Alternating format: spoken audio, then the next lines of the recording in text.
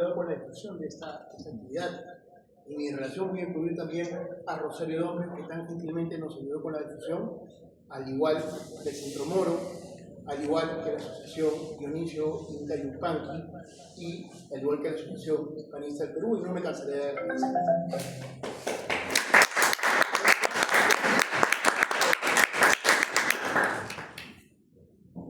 Bueno, amigos, hola. No, ya quedó claro que no necesitamos el micro, creo. Bueno, felizmente escuchan bien. Nada, agradecerles a nuestros dos expositores y vamos a pasar ahora a conversar un poco, cualquier inquietud que tengan, cualquier comentario que gusten. Y por mi parte, yo quiero rescatar algo muy importante que dijo mi compañero sobre la cuestión y las características que tenemos los peruanos. Porque esto del amor a la diferencia es una característica implícita de lo que he comentado que es muy interesante, ¿no? También tenemos otras cosas como la búsqueda de la superación, este deseo de superación que nace mucho de la imitación aristocrática de aquellos tiempos virreinales, ¿no?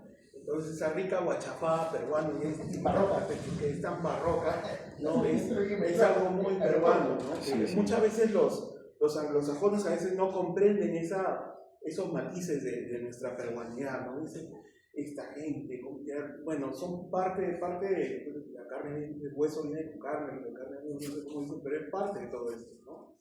Entonces, ahora vamos a pasar a algunas preguntas y nada, si alguien tiene alguna pregunta. Bueno, buenas noches con todos. Agradecerle pues a los ponentes, ¿no? Que su magnífica exposición nos grafica pues qué ha sido la peruanidad, de dónde viene, cómo se ha forjado, cómo se ha formado. Y eso es muy importante, ese mensaje que ellos nos han entregado también nosotros transmitamos, ¿no? A las personas que están más próximas a nosotros, al prójimo, ¿no? En nuestra familia, en el trabajo, en el hogar. Porque justamente a veces nos absorbemos tanto del mundo, es decir, estamos metidos pues, no sé, en nuestro trabajo, estudios, labores del día a día, pero a veces un poquito que no nos ponemos un stop y pensar sobre estos temas, que justamente es la esencia del Perú, la esencia que compone nuestra alma. Y bueno, para complementar un poco tal vez, ¿no? ¿Por qué el catolicismo floreció en el Perú? Es decir, ¿por qué tuvo trascendencia? ¿Por qué pudo, como se dice, amalgamarse con la andinidad? Porque era la verdad en Cristo. La verdad es solo una. La verdad une.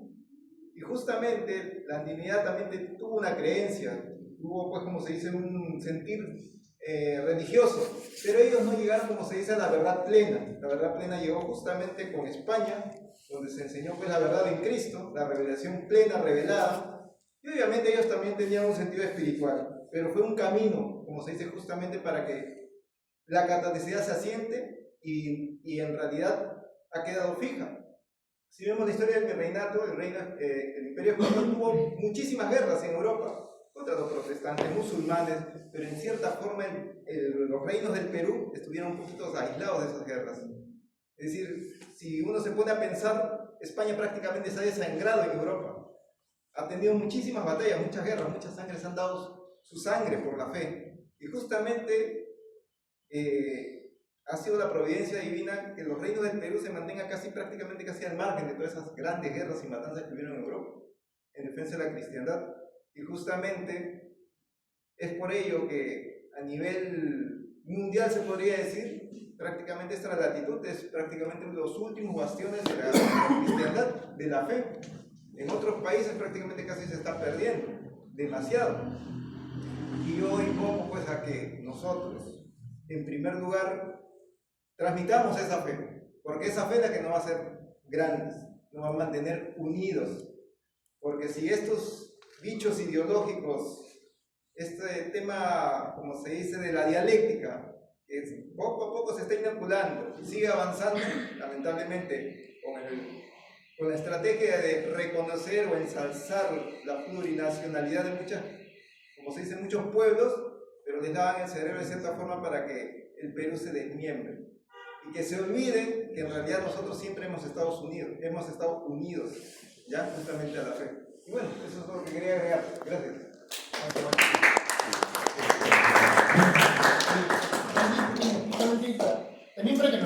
conociendo porque es bueno que nos conozcamos todos, ¿no?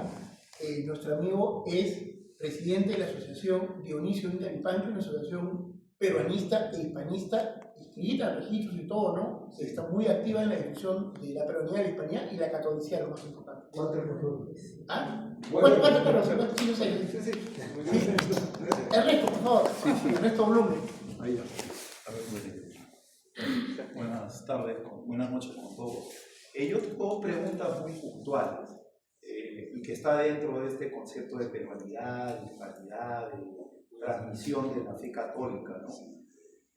La primera pregunta sería, ¿cómo la figura del famoso requerimiento, como el que propuso en su momento el padre Valverde al Inca Atahualpa, podría inscribirse dentro de este concepto de transmisión de la fe católica, ¿no? Si tenemos en cuenta que la peruanidad justamente nace con la llegada de los españoles, ¿no? Y la otra pregunta sería, ¿creen ustedes que el Tribunal de la Santa Inquisición, por ejemplo, fue un tribunal que estaba dentro de esta, digamos, política de transmisión de la fe católica por parte de España, o es una excepción a la regla? Espero que se hayan entendido. Eso sí, si no, vuelvo a decir de nuevo. Bueno, eso responde a una práctica siempre de la época. Sí. Definitivamente, si en este momento, digamos, se volviera a presentar una situación similar, digamos, quizás no se usaría ese recurso, ¿no? Definitivamente ha habido, en el buen sentido lo digo, toda una evolución en digamos, en las propuestas pastorales y de evangelización. Y respecto al tema de la Inquisición, ha habido mucho de mito y mucho de leyenda al respecto sobre la Inquisición hispánica. O sea, también, digamos, satanizado en el sentido de que se le ha atribuido a la Inquisición hispánica un número de muertes, digamos, ¿no? Mucho mayor al que en realidad estuvo, que claro, definitivamente, lo ideal hubiera sido que no hubiese muerto nadie, lógicamente, ¿no? Pero en el contexto de aquella época, hubo casos similares con inquisiciones de los otros países, de aquel entonces, ¿no? De los europeos, ¿no?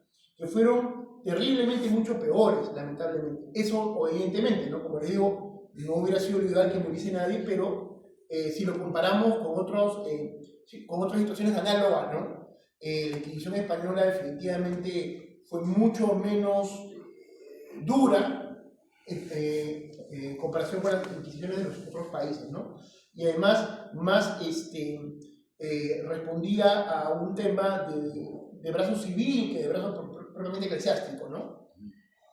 No soy experto en el tema, digo lo que yo conozco, pero de repente alguien aquí, en este panel, puede dar una opinión mejor que la mía, más ilustrativa. Juan Carlos, quiero poner un ejemplo concreto, ¿no? Que evidentemente de repente puede estar sometido a la polémica, pero que está basado en información histórica fidedigna.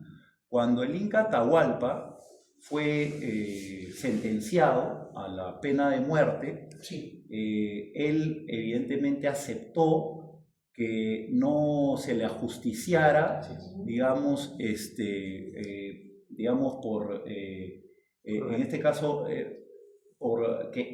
quemándolo, ¿no? Propiamente, ¿no? Sometiéndolo a esa pena, sino al garrote. Pero acá viene el tema. Evidentemente los españoles creyeron, y esto es lo que he leído, que lo habían bautizado, o sea, lo habían convertido a la fe católica, y por eso él había entendido que si no aceptaba esa forma de pena, no se salvaba su alma. Y en realidad eso no es así. Él no aceptó, digamos, aceptó la pena de garrote porque el hecho de que su cuerpo desapareciera hubiese hecho que, de acuerdo a su concepción andina, simplemente no hubiese quedado absolutamente nada de él. O sea, si los españoles en ese momento creyeron que él había entendido lo que era la creencia católica, fue simplemente, digamos, una manera de demostrar su poder, pero el Inca directamente no creyó eso, ¿no? Entonces, la pregunta sería, en este primer momento en que definitivamente Atahualpa es ajusticiado, estos inicios, ¿no?, de transmisión de la fe católica, ¿estaban dentro de este proceso evangelizador o tú consideras que el proceso de evangelización fue muy posterior? En el caso del Inca Atahualpa, vamos a ver, yo creo que una de las imputaciones principales Sí. no era de carácter religioso precisamente, era por el tema de él haber asesinado a su hermano. Claro. Era un tema más político. Creo que la acusación fundamental en el caso del juicio de Atahualpa se basó en aquella imputación política. Y para la lógica hispana de aquel entonces, en cualquier corte europea, ¿no? Sí, pues. Matar al rey legítimo Claro. era gravísimo. ¿Y qué merecía? La muerte.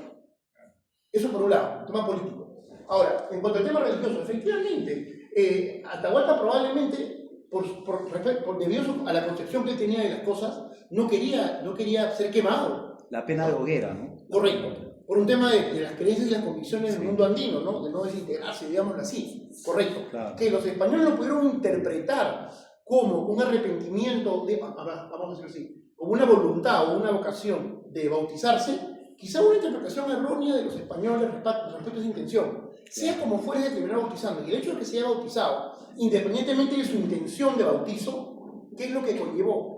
Llevó a que no solamente se le aminorara la pena, ¿no es cierto? No fuera quemado si muriera en el garrote, sino además murió como un cristiano. Se le hizo una misa, Francisco Pizarro celebró una misa en su honor, ¿no? Por eso, esto, ¿en qué proceso de conquista se ha dado? Yo no conozco ningún caso, solamente en este país, donde el conquistador le hace una misa, ¿no? A un rey que encima ha sido procesado e imputado de asesinar a su hermano, porque esa fue la imputación, ¿no es cierto? Y encima le hacen una misa en aquella época, en aquel contexto. Es más, se dice que en la misa de de Atahualpa, que asistió Pizarro llora cuando muere Atahualpa, pero no solo eso, en la misa que Atahualpa ha muerto, quieren matarse a sí mismas, se desesperan, incluso algunos intentan ajustarse el cuello con el pelo, o sea, ¿no? De la desesperación, y eso consternó esa reacción, ¿no? Pizarro también quería temperar eso, no quería que muriera con el Inca, ¿no? Entonces, en ese caso en particular, yo creo que la imputación del ajusticiamiento fue política y no tuvo una connotación religiosa. Está bien. Ok, gracias. Hay una pregunta por ejemplo. Perdón, sí. Sí, señor. Juan Carlos, ¿cómo estás, Sí. mi querido amigo? Yo creo que tienes razón, sí, pero esto es un problema de técnica.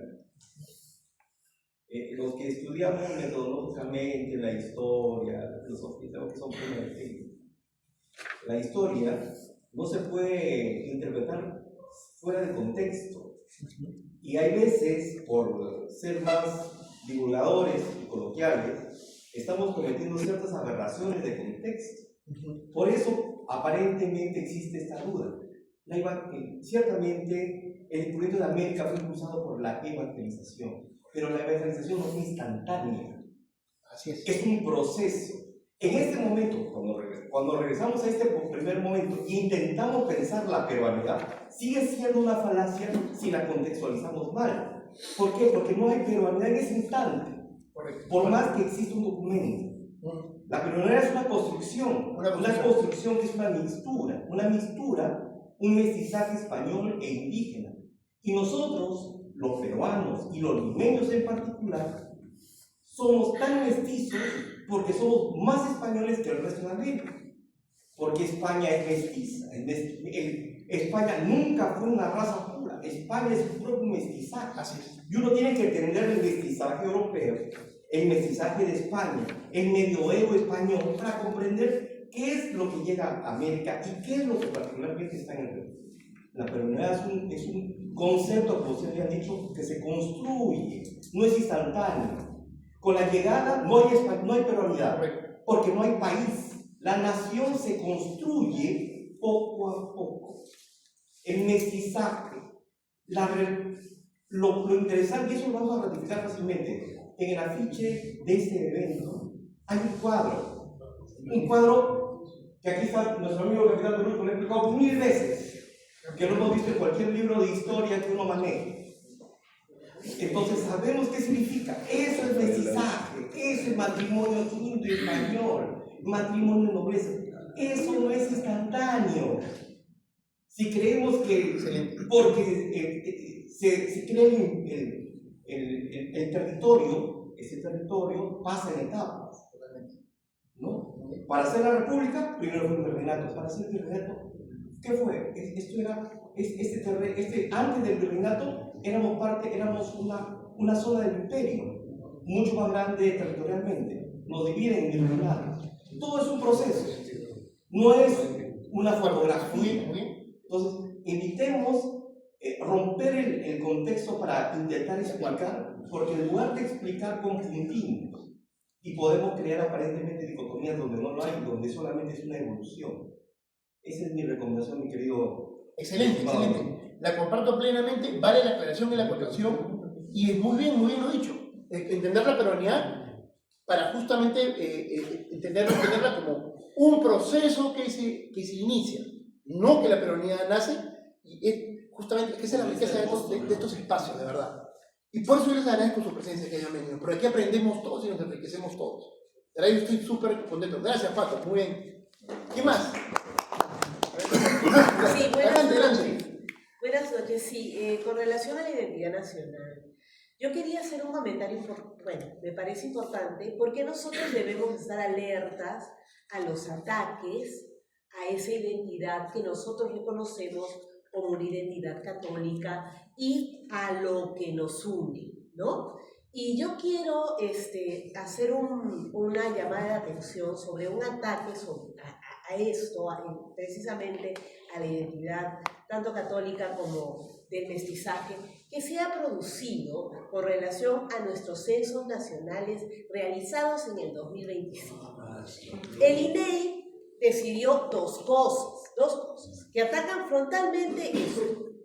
Número uno, decidió excluir la pregunta sobre la religión en este censo de población, que es el 13º censo de población.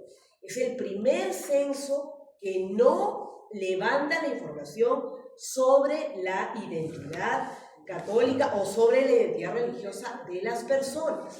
El último, el anterior, fue el del 2017. Ahí se reflejaba el porcentaje de católicos que habían en el Perú.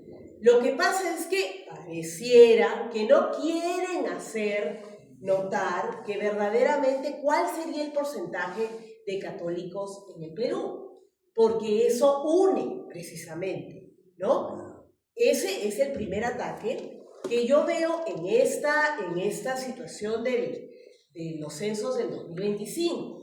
Yo he sido designada para ir a varios de estos eventos de la inauguración del censo, del propósito del censo del INEI, por la institución en la que yo trabajo.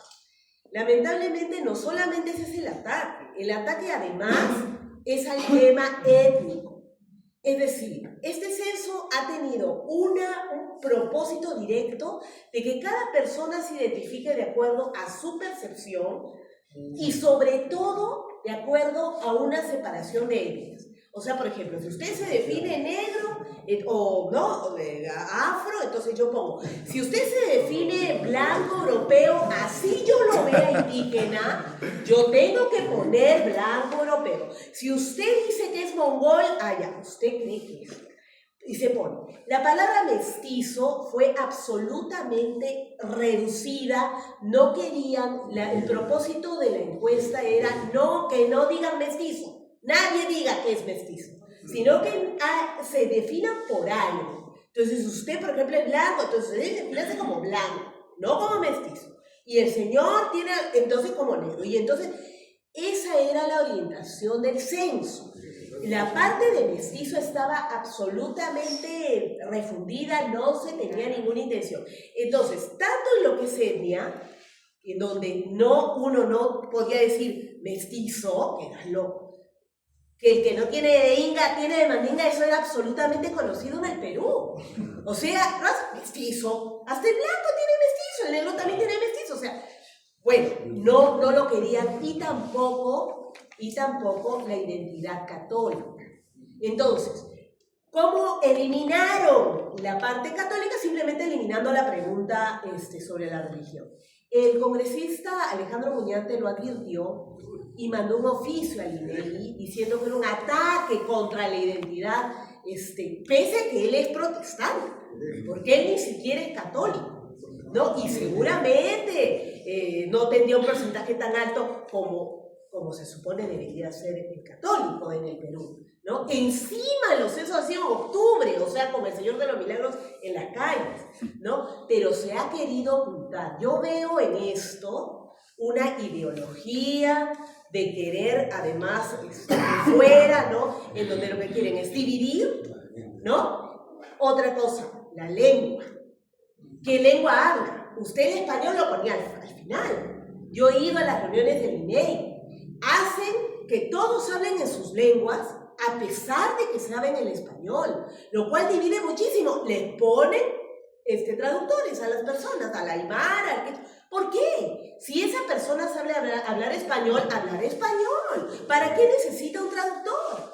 Pero el afán de dividir, que es lo que decía una intervención anterior, el afán de dividir, no de unir, hace que quiten la pregunta de la religión, que le digan a usted que usted no se diga mestizo, ¿no? Y que si usted tiene otra lengua, pobrecito, lo ha sojuzgado, no ha podido usted hablar en su lengua, entonces hablen aymara, a pesar de que usted sabe castellano, y le ponen un traductor. O sea, por favor, si cuando uno va afuera y uno, si puede hablar inglés, habla inglés.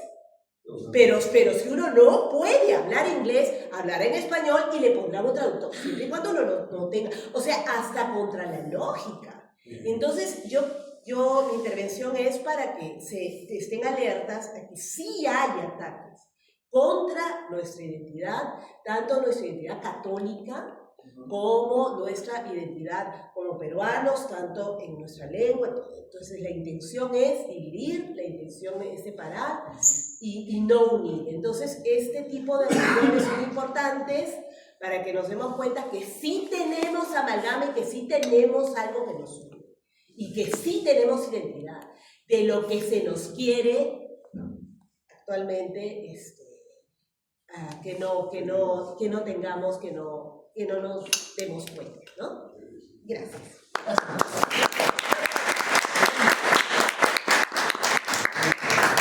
Yo quiero aprovechar también una pequeña intervención, porque de acuerdo lo que ha dicho Brenda, o sea, es completamente conocido que existe el globalismo en este momento y toda su agenda cultural humanista, que lo que busca es simplemente fragmentar la esencia de toda cultura, de toda civilización, que es la unidad familiar, en especial en nuestra sociedad.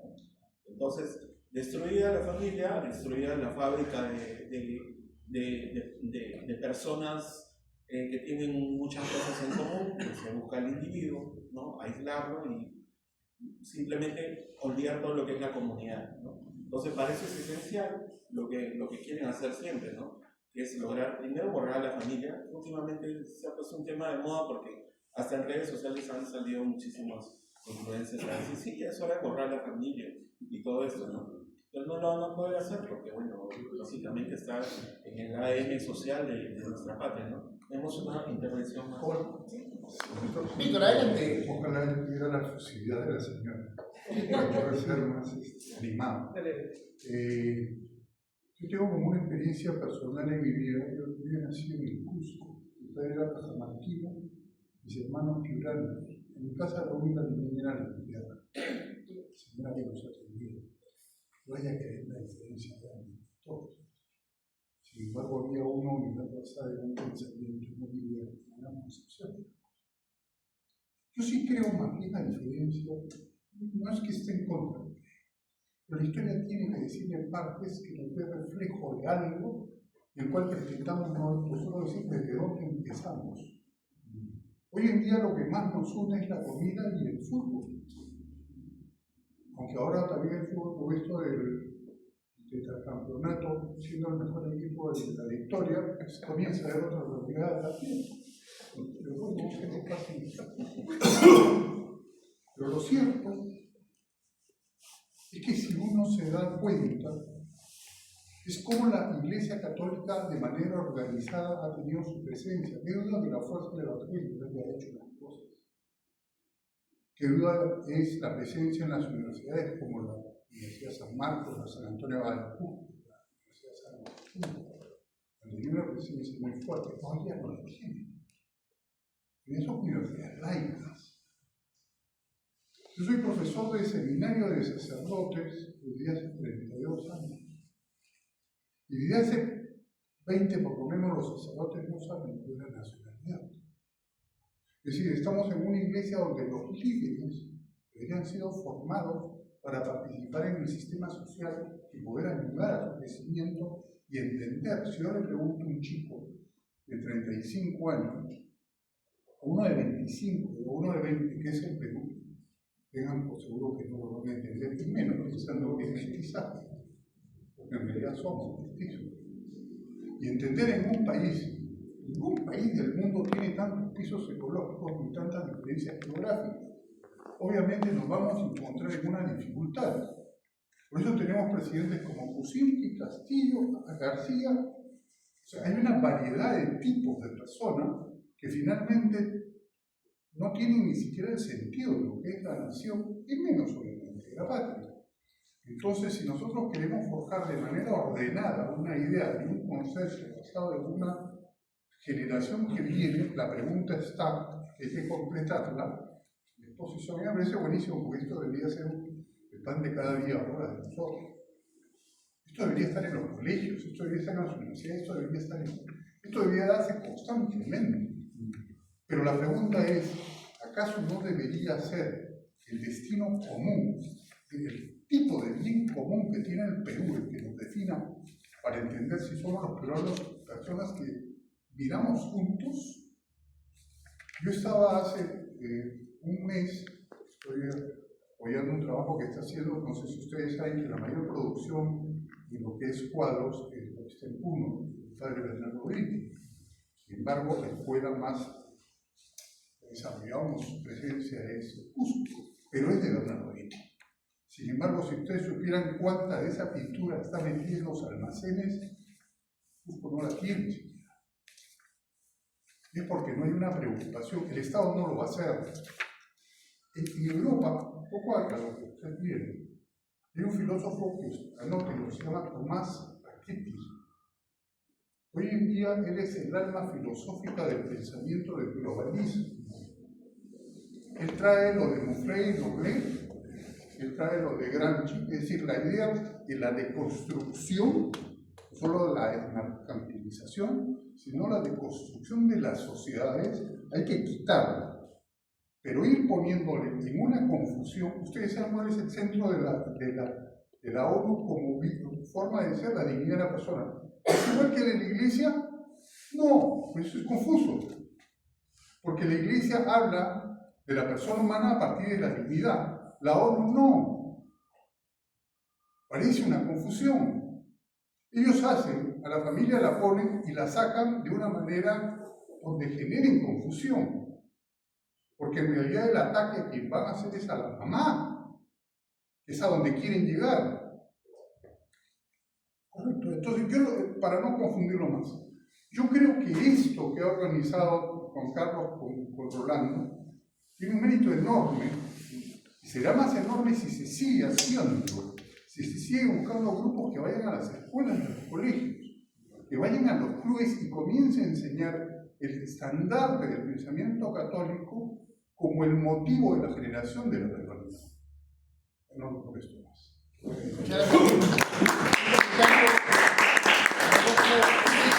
Aporte, Víctor, y quizás eso nos faltó, el elemento de la visión a futuro. Muy buen aporte, o sea, la vocación, el destino que tenemos a futuro, o sea, como nación. Sí, lo recojo, la siguiente presentación que tenga, lo incluyo de todas maneras, pero también creo que este espacio sirve para presentarlo. Quizás no conocen muchos a Víctor. Víctor es de sociedad, amante del país. Víctor ha sido formador del PPC, el Cristóbal Sánchez Carrión, durante muchísimos años, y es una persona que conoce mucho de esos temas de formación y filosofía política. Gracias, Víctor, por tu presencia.